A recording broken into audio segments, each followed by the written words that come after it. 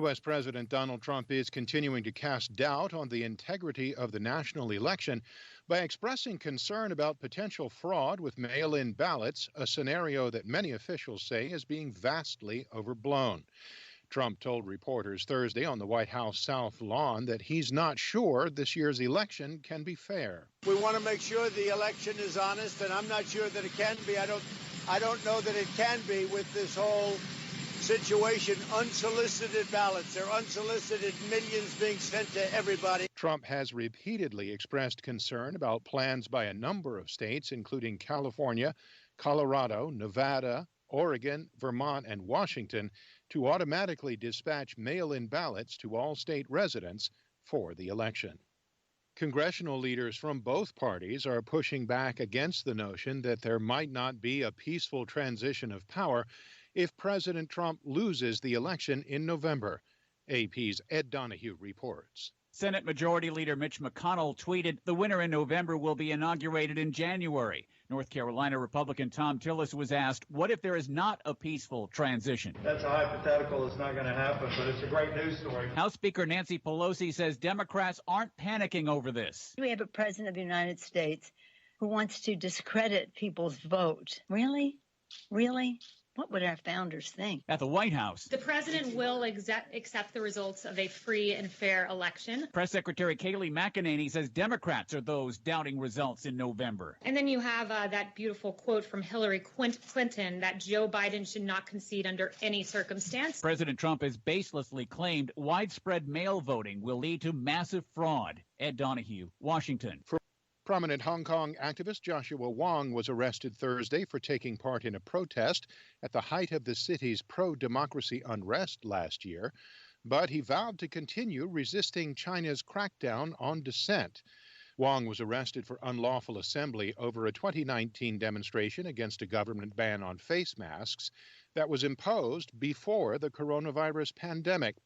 The arrest of the territory's most high-profile dissident is the latest in a string of arrests of government critics and comes after China imposed a sweeping new national security law on Hong Kong in late June. Later Thursday, the European Union criticized the move, saying it was the latest in a troubling series of arrests of pro-democracy activists since the summer. EU health officials urged members Thursday to act decisively to put in place measures to stop the spread of the coronavirus and a potential surge in cases like the one earlier this year that prompted widespread lockdowns.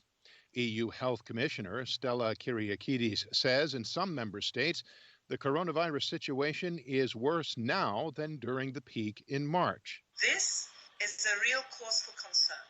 What this means, to be very clear, is that the control measures taken have simply not been effective enough or not being enforced or followed as they should have been. Kyriakides urged member states to act fast to control the new wave of COVID-19 infections if they want to avoid a repeat of the lockdowns. Britain is planning to host clinical trials where volunteers are deliberately infected with the new coronavirus to test the effectiveness of vaccine candidates. Reuters' Francis McGuire has more. Britain confirmed it was working with partners on potentially hosting trials, but did not comment on any specific plan. One pharma company, Open Orphan, confirmed Thursday that it is in advanced negotiations with the UK government for a challenge study. There are still hurdles to overcome before any trial can happen, as regulators would need to give their approval. Two of the world's leading drug makers, AstraZeneca and Sanofi, said their vaccine candidates were not involved in the program. That's Reuters' Francis McGuire. The number of people seeking unemployment aid rose slightly in the United States last week to 870,000, an historically high figure that shows that many businesses are still being affected by the coronavirus 6 months after it first erupted. Wall Street rallied in a rocky session on Thursday, with all three major indices closing in positive territory.